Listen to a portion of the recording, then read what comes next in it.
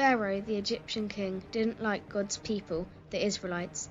He made them into his slaves and beat them and made them work harder and harder. God's people cried out to God to rescue them, and God heard them. He remembered his promise to Abraham. He would look after his people. He would find a way to set them free.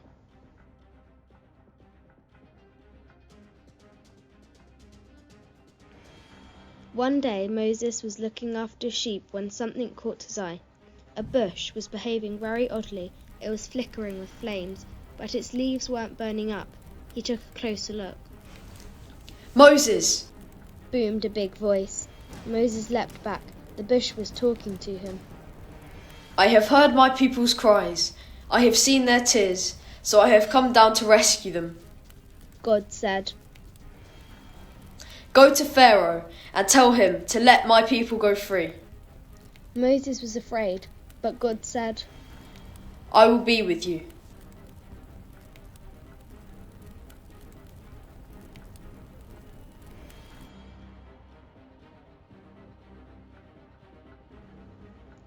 So Moses went to Pharaoh. "Pharaoh," Moses began. "God says..." "God," said Pharaoh. "Never heard of him." Moses kept going. "God says, let his people go free." "Why should I?" Pharaoh said. "Don't want to. Won't." So he didn't. So God gave Pharaoh 10 warnings, called plagues. First, God turned the river Nile into blood. No one could drink the water, but still Pharaoh would not let them go. So God made frogs come hopping and leaping and jumping, in your bed frogs, in your hair frogs, in your soup frogs, all over everywhere frogs. "Make them go away, then your people can go." Pharaoh screamed. So God took the frogs away. But Pharaoh changed his mind. "You can't go. No." He said. Then God sent zillions of gnats, but still Pharaoh said, "No." So then God sent swarms of flies, and after that sickness, and horrible boils, and huge hailstones, and a storm of locusts, then darkness when it should have been day, until it seemed that the whole world, creation and everything was coming undone, falling back into darkness, and emptiness, and nothingness.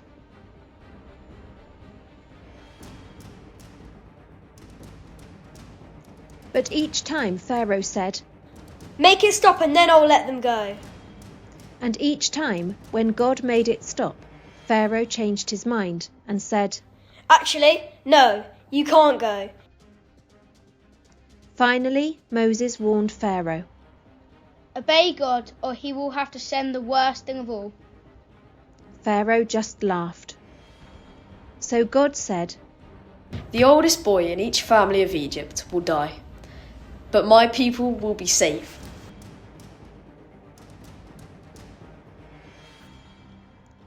God told his people to take their best lamb, to kill it and put some of its blood on their front doors. "When God passes over your house, God will see the blood and know that the lamb died instead of you." Moses explained.